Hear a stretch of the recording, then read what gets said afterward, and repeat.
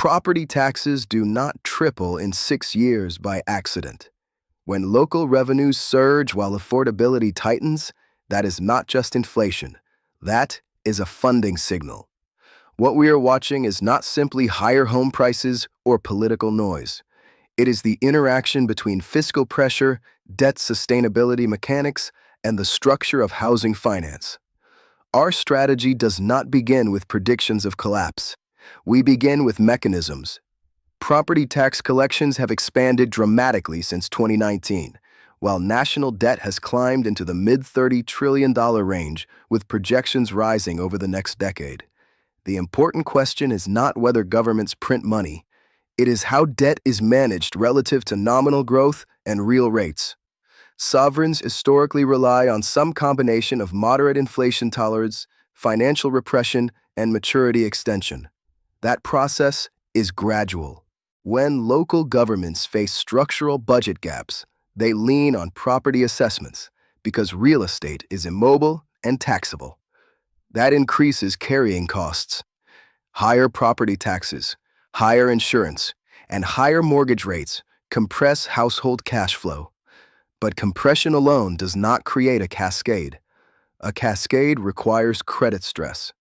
This is where housing structure matters.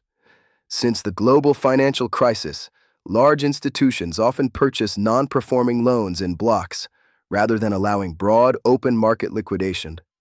That changes optics. Visible supply can remain controlled even if underlying stress is building beneath the surface. Markets can appear stable while funding conditions quietly tighten. Within our phase framework, this environment resembles late phase 1 drifting toward phase 2 pressure.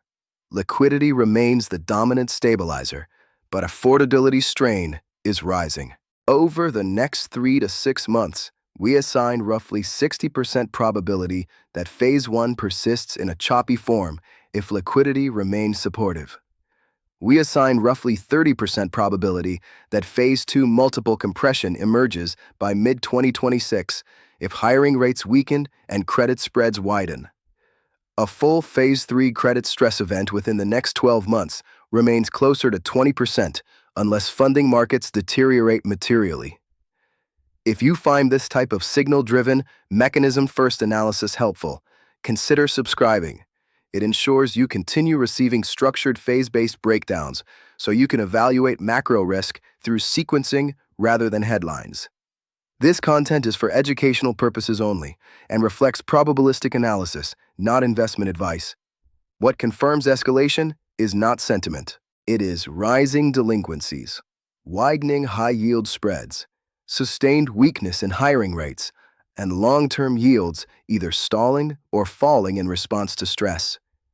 What invalidates the cascade thesis is stable credit, resilient labor, and liquidity operations that offset fiscal strain. Property taxes are friction, liquidity is fuel, credit is transmission. When all three align negatively, phase pressure rises. Until then, sequencing remains more important than conviction.